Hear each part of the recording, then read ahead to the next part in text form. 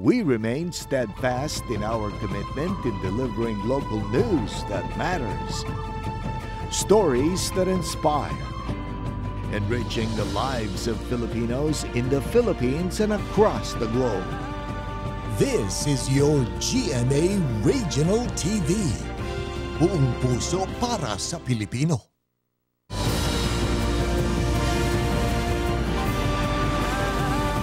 Ito ang GMA Regional TV, One Mindanao.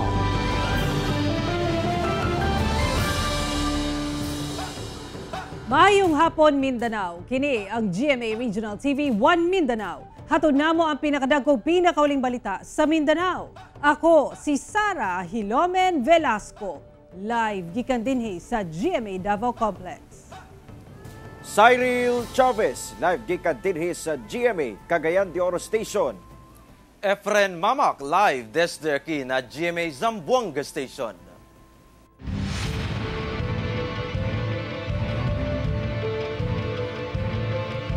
Andam na ang COMELEC sa nagkadiyang lugar sa Mindanao sa pagsugod sa campaign period ugma alang sa barangay and sangguniang kabataan elections. Gani pa'y mangno nila sa mga kandidato nga sa mga common poster area ra dapat iplastar ang mga campaign poster. Ani ang report ni John D. Esteban. Doon na mga area nga na-identify ang COMELEC 11 isip common poster area sa Davao Region sama dinhi sa Barangay 76A Bukana sa Davao City. Sumala sa COMELEC, sa mga common poster area lang pwede nga magmuntar og campaign posters ang mga kandidato sa pagsugod sa campaign period ugma. Gi-identify siya kana ganing open space, along the highway, along the roads nga kanang ano pod ang foot traffic. Taas po ang foot traffic na makita gid ba. Dugang sa COMELEC 11, depende sa ginaghanon sa common poster areas ang ilahang gi-identify. Depende sa populasyon sa barangay. 2x3 feet ang gitakda sa COMELEC nga printed campaign posters. Every barangay, ang requirement man sa common poster area nato ko for every 5,000 registered voters na usa ka common poster area ana nga lugar. So kung 20,000 upat ka common poster area. Gipang-identify na sab sa COMELEC Cagayan de Oro ang common and designated poster area sa matag barangay sa syudad. Saga niini nakabutang sa public plaza sa matag barangay. Aduna say posters nga gipangbitay ang COMELEC. Timailhan nga ang maong lugar designated area alang sa ilahang campaign paraphernalia. Bawal magbutang sa public places, public vehicles. Apil na po sa mga buhing kahoy, mga shrubs, kaya dili po na unay separate lo ana. Now, ang advocacy karon sa atong COMELEC is bawal yun ang nagitay kontrabigay. Bawal ang vote selling and vote buying. Sa Zamboanga City, dunanay gipangtukod nga mga istruktura kung asa ipangpilit ang campaign materials o posters sa mga kandidato sa eleksyon. Sumala sa COMELEC Zamboanga sa pagsugod sa campaign period, ipahigayon sab nila ang Opland Baklas kung nasa dunay team nga mo inspeksyon sa campaign posters kung misunod ba sa gipagulang guidelines. Mira mga yapon mga palo tampilit ele or sa kaele support na street light. Definitely puna sila campaign materials kung nakal man baklas kami kung nakal. But we can outright remove them.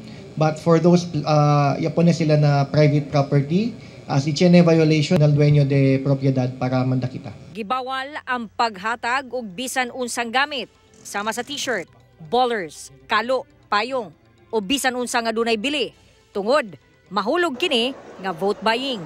Magpabilin sab ang COMELEC checkpoints ug mas pahugtan ang seguridad aron masiguro nga mamahimong hapsay ang pangampanya ilabi pa nga adunay mga magpahigayon og motorcade. Hindi po natin pwedeng i-discount ang possibility na mayroon mangyari. Kasi number one, ang election ngayon sa BSKE, ang mga kandidato, magpamilya, magkakailala, at magkapitbahay. No? Kung may reklamo, mag-take action kami.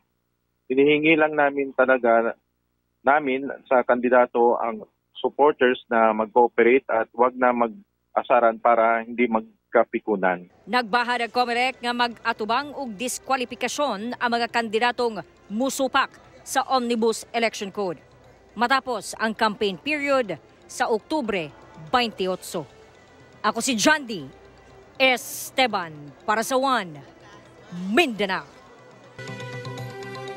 Andam na matod pa ang COMELEC Region 12 o PRO 12 alang sa nagsingabot nga Barangay and Sangguniang Kabataan Elections 2023. Gani ato sa gipahigayong Regional Joint Security Control Center Conference kagitambungan ni COMELEC Chairman Attorney George Garcia, giisgutan ang mga lugar nga ana sa Code Red ug ang kaandam sa managlahing ahensya sa mismong adlaw sa eleksyon. Ano ang report ni Abby Caballero. Karong nagkaduol na ang Barangay and Sangguniang Kabataan Elections 2023, dunay gipahigayong Regional Joint Security Control Center Conference. Asa mitambong si COMELEC Chairman Attorney George Garcia. COMELEC 12, PRO 12, JTF Central ug 6th Infantry Division. Na-deliver na matod pa sa nagkadaiyang lugar sa rehiyon ang mga election paraphernalia sama sa mga accountable form, balota, election returns ug statement of votes. Ang strategy ng COMELEC lagi, kapag ka magdi-deliver ng election paraphernalia, inuuna po namin yung malalayo hanggang sa malapit. Na-train na rin po natin ang ating mga guro na maglilingkod as electoral board members at ng mga miyembro ng Philippine National Police na tinrain din po natin as electoral board members. Matud pa dunay 5 ka barangay sa rehiyon 12 ang anaa sa Code Red. Kun mga lugar nga kaniadto ng dunay armed threats tungod sa presensya sa BIFF ilawom sa Karyalan faction. Mao kini ang Barangay Bayawa, Barangay Estrella, Malingon ug Barangay Pedtubo sa President Quirino Sultan Kudarat ug Barangay Pimbalayan sa Lambayong Sultan Kudarat. Every time merong mga pangyayari, chine-check din natin. Pwedeng yung itong 5 ito ay pwede ding malipat sa under orange category. Yan magdidepende sa panahon. Gipaniguro sa otoridad ang seguridad sa adlaw sa eleksyon asa kapin 6,000 matud pa ka personahe sa Police Regional Office 12 ang i-deploy sa adlaw sa eleksyon ug duna pa sab force multipliers. Nakita din natin na prepared na talaga yung Region 12 in terms of the upcoming election. Dito pa lang nakikita natin kung gaano naka-aktibo yung ating kapulisan pati yung mga ibang law enforcement agency. Samtang mensahe ni COMELEC Chairman Garcia ngadto sa mga botante. Huwag niyo pong iboboto yung mga kandidatong pasaway, makakapalang pagmumukha at yung mga kandidatong hindi sumusunod sa mga patakaran. Alam niyo po wala pong magandang idudulot ang mga yan sa inyong mga barangay. Kauban si Gary Balantay sa kamera. Ako si Abby Caballero para sa One Mindanao. Mga rehistradong botante nga mga person deprived of liberty o PDL sa Zamboanga City Jail misalmot sa simulation exercise kalabot sa saktong pamaagi sa pagboto alang sa umaabot nga Barangay and Sangguniang Kabataan Elections. Aniyang dugang detalye. Andam na matud pa ang Zamboanga City Jail Male Dormitory alang sa umaabot nga Barangay and Sangguniang Kabataan Elections 2023. Kini human nagpahigayon sila og simulation exercise kalabot sa saktong pamaagi og proseso sa pagboto. Gipangunahan kini sa COMELEC Zamboanga City ug gisalmutan sa mga rehistradong botante nga mga PDL o persons deprived of liberty.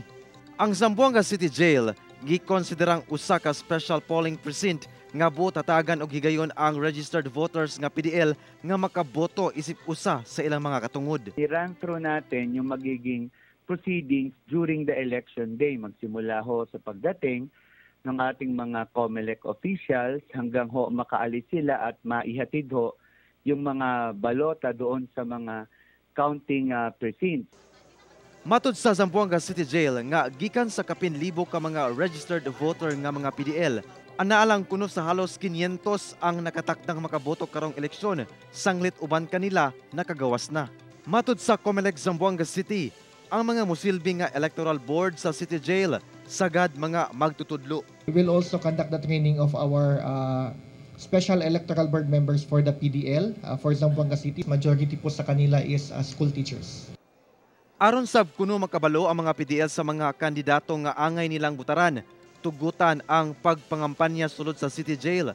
Apan gikinahanglan gyapon mosunod sa mga proseso ang mga kandidato aron hapsay ang pagpahigayon niini. Dapat 2 days before ng conduct ng kanilang pangangampanya na ipadala na po sa amin yung kanilang mga request. And kami naman, we welcome it, no? Kasi it's part of ensuring that our PDL is not just informed but also educated on how to elect, no, yung ating mga barangay and SK officials. Nakatagda sab magpaigayon ang COMELEC Zamboanga City og simulation exercises sa 100 ka mga PDL nga anaa sa Bureau of Correction sa San Ramon Penal Farm sa Barangay Talisayan. Kauban si Sim Romero sa kamera. Ako si Efren Mamak. Para sa One Mindanao. Ika-inom katuig sa liberation sa Marawi City, sukad na hitabo ang Marawi Siege, gihinumdum. Samtang Marawi City LGU, may pasalig nga mahataga na og tarong nga kapuyan ang mga bibakwit tungod sa Marawi Siege. Ani report.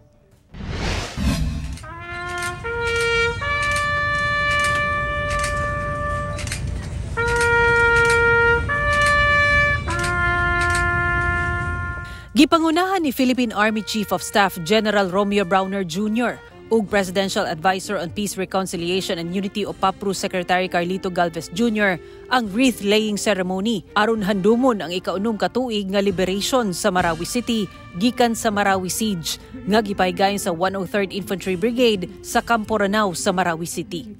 Naghalad og bulak, pag-ampo ug gun-salute alang sa 168 ka mga sundalo ug pulis nga namatay ato sa gera tali kasundaluhan ug Maute Group nga nagsugod ni atong May 23, 2017 ug naundang ni atong October 17, 2017. We remember the sacrifices that our people gave, not only of our soldiers and our policemen who sacrificed their own lives, mga kapwa nating Maranao who also sacrificed their lives. So today we also remember them, the victims of this senseless war. Sa mensahe ni Pangulong Ferdinand Bongbong Marcos Jr. nga gibasa ni PAPRU Secretary Galvez, nagpadayon ang suporta sa gobyerno sa pagbarug sa Marawi City. I wish to honor the fallen soldiers and policemen and women for their sacrifice and utmost dedication to their duty to protect the Maranao people, ensure their safety, and bring peace to their homeland, no matter what the cost. Sumala sa Task Force Bangon Marawi, ana-ana sa 92% ang nahuman nga mga proyekto sa most affected areas sa Marawi City. Apan sumala sa mga apektadong residente, nagpabilin matud pa ang kalisod sa ilang kahintang. Gani isa sa gunsongan temporary shelter, dunay naglisod na sa pagbayad sa renta kay nahuman na ang 5 katuig nga kontrata tali tag-iya o gobyerno alang sa libre nga pagpuyo sa mga mibakwit. Hinuon gihimuan na matud pa kini og paagi sa lokal nga kagamhanan. And they are willing to give an extension of time of 1 year para nang sa ganon while waiting for the final relocation ng ating mga affected constituents ay mayroon silang panahon para maghanap. Hindi lang ho yung mga house owners, kundi pati yung mga renters na wala hong bahay sa ground zero even before the siege. Gibuti agsab sa Marawi Compensation Board nga nagsugod na sila sa processing sa claimants para sa compensation law. Sulod lang sa usa ka bulan, duna na sila'y naila nga mga claims nga moabot sa 17 billion pesos. Sa inisyal nilang nadawat nga 1 billion pesos, sugdan na matud pa nila og hatag ang claims ngadto sa mga nahumana sa ilang requirements. So that 303 structure amounted to 1 billion. And then meron kaming 59 na death claims na 22 million. So ang amount ngayon for 2020, this month lang for 2023 from October to December that we'll be paying is 1 billion 22 million. So yung 2023 budget namin, kung susumahin mo, yun na yun para sa adjudication namin this year. Nang hinaot matud pa sila nga madugangan ang allocation sa tuig 2024. Ako si Sara Hilomen Velasco para sa One Mindanao.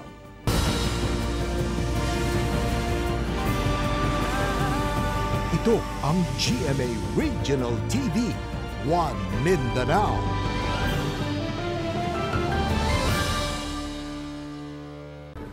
Criminology student ug bidagan pagka-SK kagawad sa ilang barangay sa Initaw, Misamis Oriental ang patay human nga gipusil sa riding in tandem suspects. Ani ang report. Dead on the spot ang 23 anyos nga si Mark Allen Takbobo, residente sa Proc 3C, Barangay Hampason, Initaw, Misamis Oriental, Human giposil sa iyang ulo pasado alas 8 sa gabi adlong Lunes. Ang biktima usa ka criminology student sa Initaw Community College og midagan sab pagka SK Kagawad karong umaabot nga piniliay. Sumala sa kapulisan, 3 ka mga gunshot wound ang nahiaguman sa biktima. Kung asa pulos kini sa iyang ulo nga bahin, na-recover sab sa PNP Soco ang 2 ka mga basiyo sa kalibre 45 nga pistola. Base sa information nga dunay motorsiklo nga XRM ang gisakyan sa maong suspitsado nga nipusil aning naigo kani siya sa iyang forehead o sa lips portion sa iyang ulo gyapon. Gilayon nagpahigayon og hot pursuit operation ang kapulisan sa Initaw ug mga kasikbit nga lugar human ang insidente. Wala madugay uban sa tabang sa El Salvador City Police Station ug 2nd PMFC Misamis Oriental na hold sa otoridad ang usa ka SUV nga dunay kargang motor nga gituwang mo'y gigamit sa krimen. Lakip na ang 3 ka mga lalaking persons of interest. Ang maong mga person of interest na nasa maong sakay atong kuan so gikandakan sila og para pintest sa atong Regional Forensic Unit 10. Apan wala madugay, gibuhian rasab ang 3 ka mga persons of interest. Human nga nagnegatibo sila sa paraffin test nga gihimo sa otoridad. Karon, padayon ang investigasyon sa krimen o kung unsa ang posibleng motibo ni ini. Kauban si Makoy Simpron sa kamera. Ako, si Cyril Chavez para sa One Mindanao. Usa ka lalaki ang patay human na bangga ang gisakyang motorsiklo niini sa usa ka bus sa Toril, Davao City. Samtang nagpahimangno ang Traffic Enforcement Unit sa mga nagaagi sa CP Garcia Highway o Diversion Road nga maghinay-hinay sa pagpadagan sanglit taas ang ihap sa mga aksidente sa maong highway. Ani ang report ni John D. Esteban. Guba ang walang headlight tining bus. Din hinabangga ang gisakyang motorsiklo sa usa ka lalaking nailhang si Juan Lopez Ochada Jr. sa Barangay Sirawan, Toril, Davao City. Alas 6 Lunes sa gabi. Sumala sa investigasyon gikan Digos City pa Davao ang biktima. Kinsa dunasay angkas dihang mi-overtake kini rason nga nabangga sa bus. Sumala sa investigasyon gikan Digos City pa Davao ang biktima. Kinsa dunasay angkas dihang mi-overtake kini rason nga nabangga sa bus nga nagbiyahe sa Picas Lane. Nalagpot ang rider ug ang angkas sa motor kinsa nakahiagom og serious physical injury apan namatay ra gihapon ang rider. Samtang ang driver sa truck ana-ana sa kustodiya sa Toril Police Station. Base sa datos sa Traffic Enforcement Unit sa Davao City Police Office, sukad Enero hangtod Setyembre sa nakalabang tuig, sobra 3,000 ang natala nga bangga sa Davao City, misa ka kini sa sobra 4,000 sa susamang period karong tuiga. Nag-unang rason sa aksidente sa kadalanan, human error. Ikaduha, ang depektibong sakyanan. Kadaghanan sa mga nalambigit nga sakyanan, private vehicle, gisundan sa motosiklo ug truck. Kapin 7,000 ang misangpot sa damage to property, sunod ang minor physical injury uwahi ang homicide. Samtang sumala sa TEU, base sa datos, sa Carlos P. Garcia Highway o Diversion Road natala ang pinakadaghang vehicular accident. Sunod ang MacArthur Highway. High-risk area natin kung saan madami nangyayaring aksidente is yung part ng Carlos P. Garcia. Na kung saan yun ay tinatawag natin na isa sa pinakamahaba kasi 12 miles siya eh.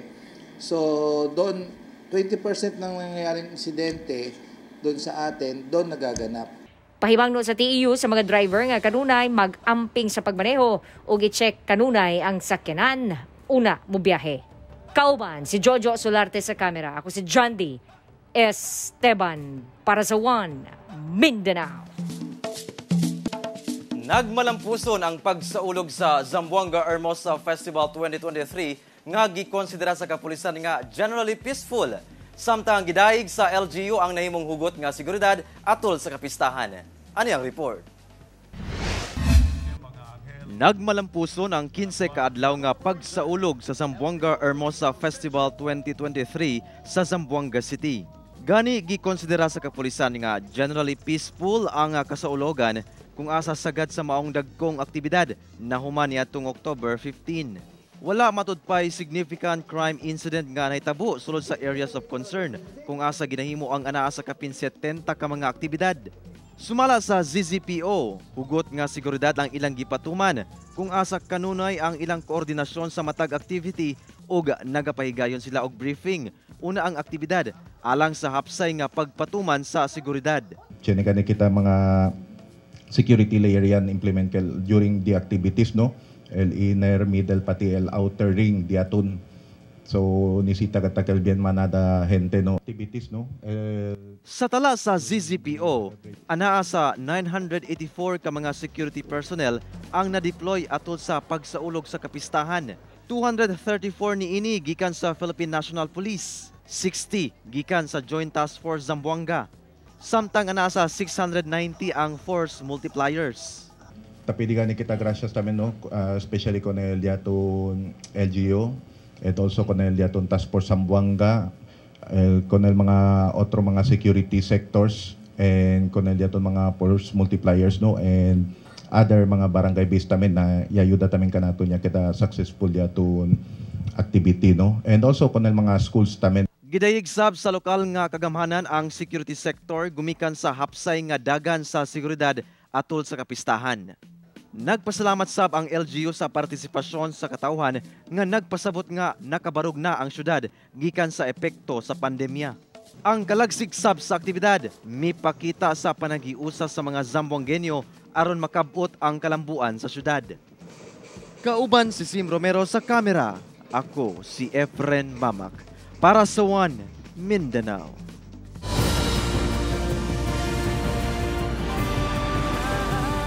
Ito ang GMA Regional TV, One Mindanao.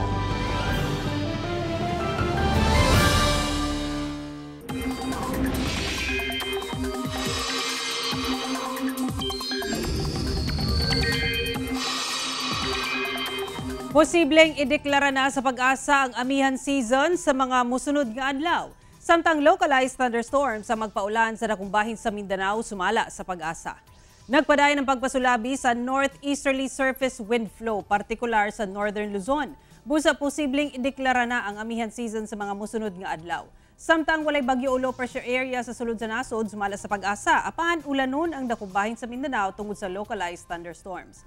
Base sa rainfall forecast sa Metro Weather, dunay mga kusog nga mga pag-ulan sa isla. Busa magbantay sa posibleng pagbaha o landslides.